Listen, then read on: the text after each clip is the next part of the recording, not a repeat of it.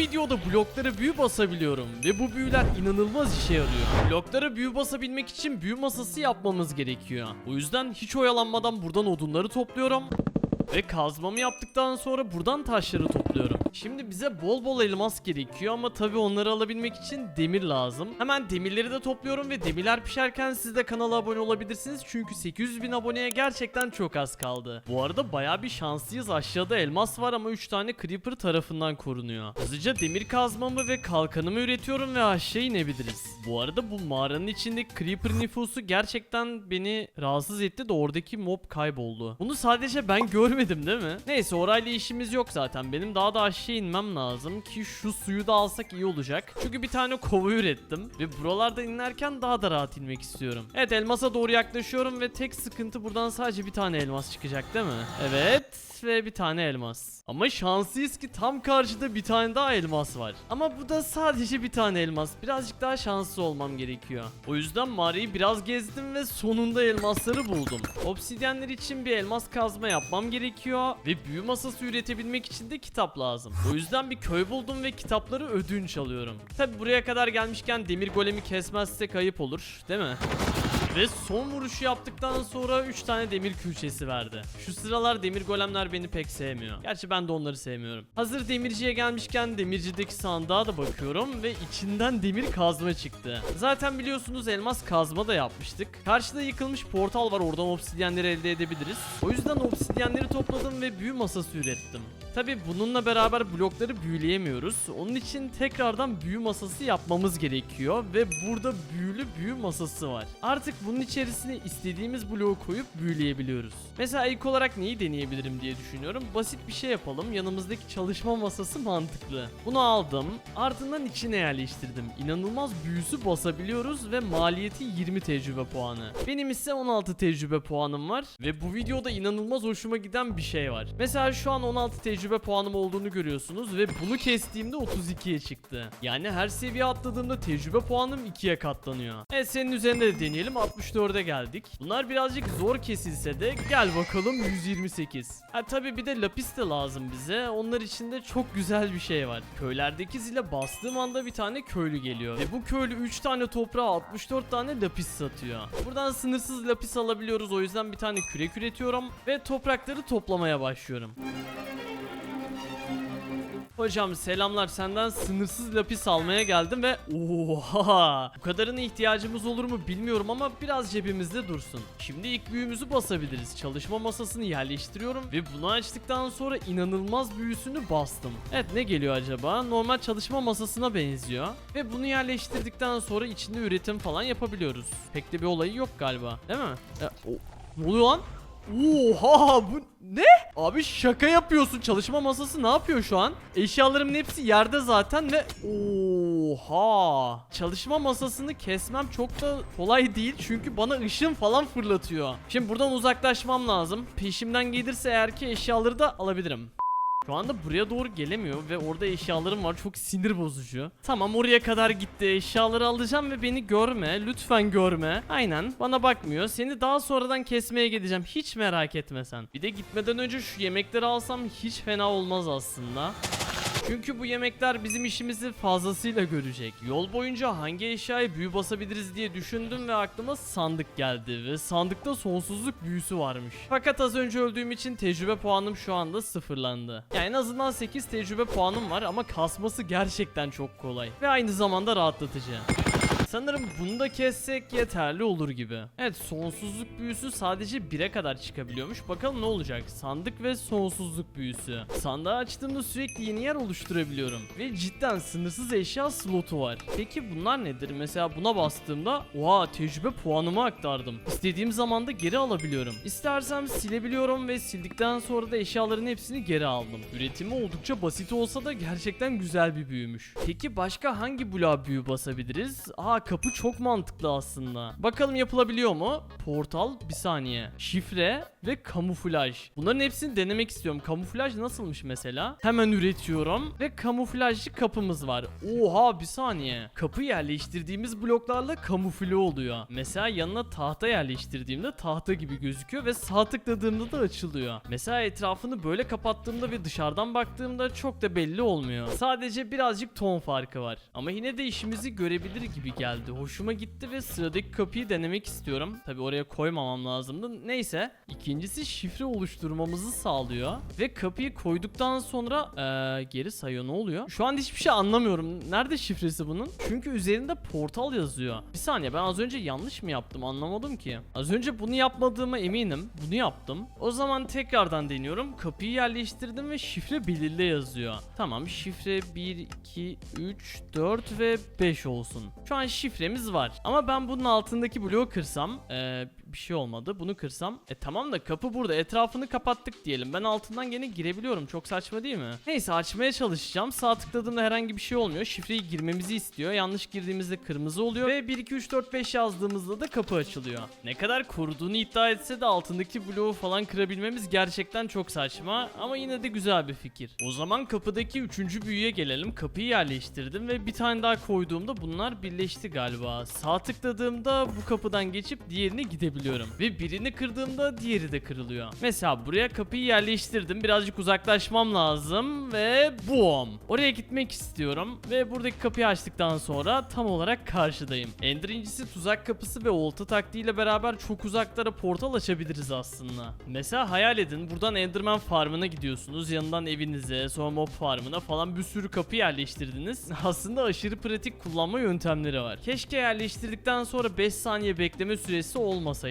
Bu sayede çok daha rahat portallar üretebilirdik. Her neyse, şimdi merdiven üretmek istiyorum ve bunu büyüledikten sonra çok rahat bir şekilde yukarı çıkabiliyoruz. Bence böyle bir büyü kesinlikle oyuna gerekiyor, çünkü çok yükseklere çıkmamız gerektiğinde anında çıkmak istiyoruz. Ama normal Minecraft merdivenleriyle gerçekten bu iş çok zor. Hatta bunları duplama yöntemi buldum. Sağ tıkladığımda çok fazla merdiven elde edebiliyorum. Ve şimdi buradaki mağaranın en dibinden en üstüne kadar merdiven yerleştireceğim. Evet, merdiveni hazırladım ve en tepeye kadar çıkıyor. Yapmamız gereken tek şey boşluk tuşuna basmak ve en tepeye geldik. Tek sıkıntı, buradan aşağı inmek çok da kolay değil. Yani eğildiğimde falan anında aşağı inemiyorum ve zıpladığımda zaten yukarı atıyor bizi. O zaman en mantıklısı su kovasıyla beraber aşağı atlamak oluyor zaten, biliyorsunuz. Temel eşyalardan devam ediyorsak aslında bir fırın yapabiliriz. Yani zaten fırınım var. Sadece büyülemekten bahsediyorum. Gordon Ramsay mi? Bu galiba bir aşçıydı. Tam olarak hatırlamıyorum. Neyse, bunu 5. seviyeye çıkarıyorum ve fırınımıza büyüyü bastık. Bakalım. Merhaba. Şimdi sana bir yemek versem, pişiriyor şu anda da, ne yapıyorsun sen orada? Hiçbir katkısı yok gibi duruyor. İçinde yemek pişiyor şu anda ve piştikten sonra ne oluyor? Oha, bana yedirdi. Ve yemek piştikten sonra üzerinde sayı çıktı. Büyük ihtimalle fırındaki yemeği alıyor ve içinde biriktiriyor. İçinde biriktiriyor deyince garip oldu ve acıktığımızda da bizi doyuruyor. Peki senin başka bir olayın var mı? Mesela şurada creeper'lar var. Creeper'lara bir şeyler yapabilir misin? Aynen hocam, bana doğru gel gel gel gel. Sonuçta bu da bir oyuncu değil mi? Bakalım ne yapacak? Yaklaşıyor. Oha lan. Yemekle beraber ona saldırdı. Ve yerine geçip oturdu. İnanılmaz gerçekten. Peki yemek pişirmesek, içinde maden ısıtsak nasıl oluyor? Yani sonuçta sen bir şefsin ve içinde demir pişiriyorum. Onları da içinde mi tutacaksın? Evet, bakalım, izliyoruz. Demirler şu anda pişmiş olması lazım ama hiçbir şey yapmıyor. Ama ben güvenemedim şu anda. Demirlerimi alacağım. Belki cebe falan atar, hiç belli olmaz. Peki şimdi yatağı büyülesek nasıl olur diye merak ettim ve bir tane köye geldim. Bize birkaç tane yatak yeterli olur. Ama tecrübe puanım birazcık azalmış, o yüzden sizi kesmem gerekiyor. 256. seviyeye ulaştık hemen. Azalırsa tekrardan geliriz. Hemen büyülü büyü masasını yerleştiriyorum ve yatağa kaya büyüsü basabiliyoruz. Bunu merak ettim. Kaya büyüsü nedir ki? Evet, üzerinde sadece kaya büyüsü var ve bununla toprak falan kırıyorum. Herhangi bir şey olmuyor. Bir dakika. Katman kayasını kırabilir miyiz? Yani İngilizce bir kelime şakası falan mı var burada? Hani yatak, bed ve kaya. Bedrock. Tamam, bunu deneyeceğim ama diğer büyüye bakmak istiyorum. O da kabus büyüsüymüş. Havanın kararmasını beklerken bence katman kayası aramaya gidebiliriz. Gerçi arayacak bir şey yok. Buradan dümdüz aşağı ineceğiz ve katman kayasını bulacağız. Hatta gezerken bakın ne buldum. En aşağı gelmemize az kaldı. Hatta katman kayasını bulduk. Şimdi yatağı elime aldım ve kırdığımda gerçekten kırabildim katman kayasını. Envanterimde şu an 4 tane katman kayası var. Yani yatakta katman kayası kırabilmek çok saçma olsa da dünyanın sonuna gelmiş bulunmaktayız. Peki bu katman kayalarıyla şu an ne yapabilirim bilmiyorum ama birazcık daha toplayacağım. Evet, mağaradaki işimiz bitti, yukarı çıkıyorum ve akşam olmaya başlamış. Hemen kabuslu yatağımda yatacağım ve oha, bu ne? Düşmanlar geliyor ve onları öldürebiliyoruz. Bunların hepsini öldürünce ne olacak ve ne kadar sürecek bu? Hayatta kalmaya çalışıyorum kabusumla. İnanılmaz bir fikir. Oo dur, hasar yedim, birazcık daha hızlı olmam gerekiyor. Artık uyanabilir miyim bu kabustan? İki tane geliyor. Hayır. Spamlıyorum şu an resmen. Oh, 3 tane geldi. Dur, sakin olun lütfen. Baya kabus gördük. Arada hasar alsam da en azından ölmedim. Ama böyle bir büyü yapmamıza pek de gerek yok bence. Ben şu an katman kayasıyla neler yapabileceğimizi merak ediyorum açıkçası ve kamuflaj büyüsü basabiliyormuşuz. Tamam, tam olarak buraya yerleştiriyorum ve yanlarında bir şeyler çıktı. Geri de sayıyor. Mesela çakıl diyelim. Çakılı koydum. Oha! Sağ tarafı çakıl kaplandı. Yani katman kayası bloğunu istediğimiz gibi kamufle edebiliyoruz. Peki ben bunu kırmak istesem? Evet, kıramıyorum. O zaman arkadaşlarınızla mükemmel şakalar yapabilirsiniz. Etrafını tahtalarla kaplıyorum ve dışarıdan normal bir tahta bloğu gibi gözüküyor. Ama aslında bir katman kayası. Arkadaşınız tahtayı kırmak için yanına geldi ve baltayla kırmaya başladığında üzerinden katman kayası parçacıkları çıkıyor. Ve onu asla kıramıyor. Bu harbiden sinir bozucu bir büyü olmuş. Bir de şu anda hazır köydeyiz ve ne toplayabilirim onu düşünüyorum. Mesela burada taş kesici var. Buna büyü basabiliyor muyuz merak ettim. Üzerine yerleştiriyorum ve keskinlik var. Hatta telekinezi mi? Evet, işler iyice karışmaya başladı. Öncelikle keskinliği merak ediyorum. Büyünün seviyesini arttırdım. Ve şimdi bunun üzerine çıktığımda hasar alabiliyorum. Evet, işte bunu hiç beklemiyordum. Normalde taş kesicilerden hiç böyle bir şey beklemezsiniz ki bunu da arkadaşınızı trollemek için kullanabilirsiniz aslında. Her neyse, şimdi sıradaki büyü için tekrardan taş kesici üretiyorum. Ve bu özelliği gerçekten çok merak ettim. Telekineziyle ne yapabiliriz ki? Tabii tecrübe puanım yetmiyor sanırım şu an. Ama onu da çok hızlı bir şekilde çözebilirim zaten. Evet, şimdi deneyelim bakalım. Gerçekten ne işe yarayacağını bilmiyorum. Buraya yerleştirdim ve oha, ne oluyor? Etrafımda testere bıçağı dönmeye başladı. Hatta şu an ikinci geldi. Yanına yaklaştığımda bir tane daha geliyor. Tamam, ben burada beklesem, bunlardan sürekli oluşsa mobların hepsini tekleyebilirim sanırım. Ya muhtemelen bunlarla hasar verebilirim diye düşünüyorum ve çok havalı gözüküyor. Merhaba, burada birkaç tane tavuk var ve artık olmayacak o tavuklar burada. Hepsini tekliyorum gerçekten de. İşin güzel tarafı tecrübe puanı da alabiliyoruz ve hiç kendimi yormama gerek bile yok. Ama merak ettiğim şey, bunlar sınırsız şekilde etrafımda mı dönüyor yoksa belli bir süreleri mi var? Bunu birazdan öğreneceğiz. Şimdi sıradaki bloğa büyü basmamız gerekiyor. Ne yapsam diye düşündüm ve aklıma kitaplık geldi. Bakalım kitaplıkta neler oluyor? Ganimet mi? Tamam, bunu fulllemem lazım ve ganimet büyüsünü şu anda basamıyorum. Çünkü maalesef lapislerimiz bitmiş. Ama problem yok. Çanı yerleştiriyorum ve köylü geldikten sonra öldü. Evet, problem varmış. Uzaktan yapsam peki? Nasıl olacak o iş abi şu anda? Geldiği gibi ölüyor. Peki hemen çağırsam ve lapisleri almaya çalışsam hızlıca ölüyorlar ya. Hadi, ve almayı başardım. Ama bıçakların çoğu kaybolmuş. Sanırım etrafımızda dönen bıçaklar belli bir sayıda kullanılabiliyor. Sonra kırılıyorlar falan ki bu da birazcık kırılmış gibi duruyor. Neyse, ben hemen kitaplığımıza ganimet büyüsü basıyorum. Bakalım ne olacak? Tam olarak yanına yerleştirdim ve bizden istediği şeyler hala aynı. Ama bir dakika, 2934. seviyeye gelmişiz. Acaba bu kitaplıkla alakası var mı bilmiyorum, çözemedim henüz. Belki yanında koyun falan kesersek işimize yarayabilir değil mi? Ne? Bir dakika, eğildiğimde karşıya doğru bıçak fırlattım. Ve hiçbir yere dokunmazsa bana geri geliyor. Abi inanılmaz iyi bir şey bu. Şimdi şu koyunu kitaplığa doğru çağırmam gerekiyor ama bir yandan da ölmemesi lazım şu bıçaklardan ve ben öldüm. Saçmalığa bak. Neyse, şu an 5868. seviyedeyiz ve kestiğimde oha, kesemiyorum.